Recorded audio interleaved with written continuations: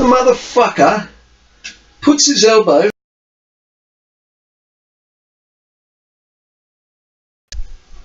I turned around, I said, buddy, what the fuck did you do that for? I wasn't angry. I didn't even feel fucking vengeful revenge. I was a little bit alarmed, confused. But I asked him, I said, buddy, why the fuck did you do that? You know what he said? He said, and this is what bewildered me, he turned around and he said, you know why? And for the life of me, I don't know why. But I'll tell you what I do know. I do know that I'm not going to carry this event with me. There's reasons why everything happens. And when you look at the big picture, and I think about that guy that fucking hit me, and when I turned around and I looked at him, and I asked him, I said, why did you do that, buddy? There's two things that came into my mind. One of them was the question about why you'd hit me. The other one was, there's people out there, man, that really deserve a break and need more help than us, you know. And I knew, I mean, my chest was a bit fucking sore and I was in shock, but I was going home that night, man, and I was going home to a warm bed. I had booze in my fridge, packet full of fucking cigarettes. So what was I going to do? Was I going to cross the road and start a scene and continue on with more aggression? Was I going to call the police and see this guy incarcerated? He may have a mental problem and need help, not fucking incarceration and bullying by police. So that's what happens to me, you know, from time to time. These things happen and I have to deal with it. And so I ask you guys and my friends, I say, just give me a bit of time, you know, if I seem a little bit fucking preoccupied, it's a lot to think about, you know, but at the end of the day, when we put two and two together, us right people, we want to come up with fucking four, okay?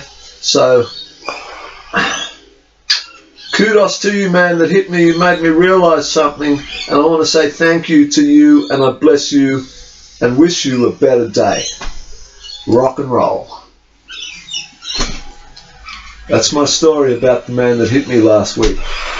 Okay? You want another story? You want another story? I'll tell you a fucking story. I was walking down the other road, down the road the other day, and these two junkies come up to me. Very sad, and I probably shouldn't use the word junkies. I mean, people could look at me and think I was a junkie. Anyway, they came up to me, and yeah, sure, I felt threatened at first, and they had a big dog, a big bulldog on a fucking rope, and they're pulling it up. And they say, hey, buddy, can we use your phone? And I was actually talking on the phone at the time. And I was a bit pissed off, actually, that they'd fucking interrupted me. But I was more alarmed and more concerned about the possibility of them taking my phone or assaulting me. So they said, excuse me, mate, can we use your phone? I said, can't you see I'm fucking talking? Yeah, but mate, all we need is to call someone to get a ride, you know. And I thought, fuck, should I lend them my phone? So I was concerned. So, I said to my mate, I said, look, I've got to go, Rick. I got trouble, man. So I hung up the phone and I went into the settings, you know, and I turned it to no call.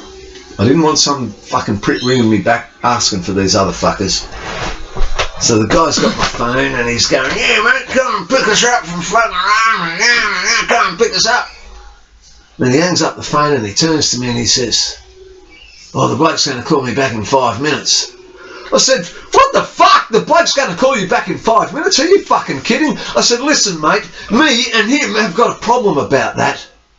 What do you mean, you and him? The bloke said to me. I said, me, him and him. Sidecar and fucking Nico and me, Max. We all got a problem. I said, listen, dude, I didn't want to get alarmed at first, but yeah, I got a bit of a problem. I got a bit of a problem when I feel fucking threatened. I said, all of a sudden, these guys, they come out, they pop into my fucking head, and they want to fucking smash everything around me. Give me my fucking phone. So I got my phone and I actually apologised to them. And I went home and I thought about it and I thought, yeah, you fucking pulled that one off well, dude. So the next day I ran into him again and I apologised. I said, look, I kept the story straight. I don't want them fucking using my phone again, right? I said, listen, I said, you have to forgive me in my behaviour yesterday. I said, but once, when I feel out of my comfort zone, a little bit threatened, I said, these guys coming to action. They looked at me, they said, what guys? I said, these guys, them, fucking sidecar, fucking Nico. God, won't anybody believe me? So that's what happened about my phone the other day, and the next day when I was telling people and trying to deal with, I don't know whether they're trying to abduct me or take my phone, but I was pissed off about it, you know. What else happened this week? You want to know what else happened this week? I'll tell you what else happened this week, man. I was on the train, enjoying myself, having a drink, and I get to the train station, and there's this copper, and I seen him. He targeted me, he looked at his friends and he pointed, he said, check that guy out. So the canine comes over, and it sniffs all around me, and even the fucking dog's confused. The dog's going, I don't know. And then the dog walks over to me, mate, the Californian. Looks a bit like me, actually, a bit like Sidecar and Nico. Anyway, the dog walks over to this Californian, he nods his head, then turns around and man, looks at me again. What did I do? I grabbed the fucking Californian and I said, let's get our fucking asses out of here. Fuck. What else happened? Road rage. Oh, fuck, serenity now, road rage.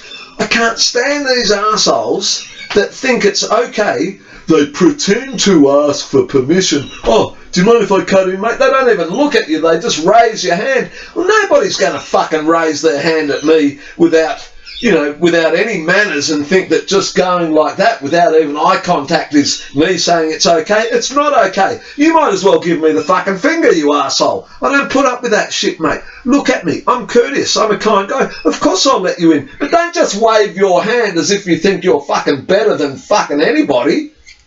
Okay, so that's 4 things this week. What else has happened? Well, that prick 12 days ago, I walked into the bloody tobacconist and I said to the man, I said, listen, my mate's given me a nice lighter from Thailand. Could you put a little bit of gas in it, please? No, the fucking prick said to me, he said, I'm sorry. Oh, no, hang on, no, Max, don't go down that line. No pretending other languages. He said, I'm sorry, mate, we don't have any gas for the lighters. It's truth. You're a fucking tobacconist. Of course you've got gas, mate. You sell fucking lighters. Yes, but he told me we don't have a can open. Bullshit. Last week, mate, I bought a fucking lighter here, and the guy, he actually fucking filled it for me. I then went home, had problem with it, brought it back, and he filled it again. I said, mate, I said, you wouldn't fucking lie to me, would you? He didn't take that too kindly. I got to admit, accusing people of downright looking people in the eye and calling them a liar probably is not the best thing to do these days, you know, when you're trying to get on with people. But I don't like being lied to. Fucking.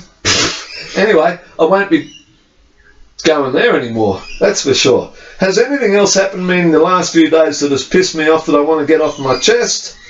Nope. Everything's just been perfect. I'm still a bit pissed off about the fucking...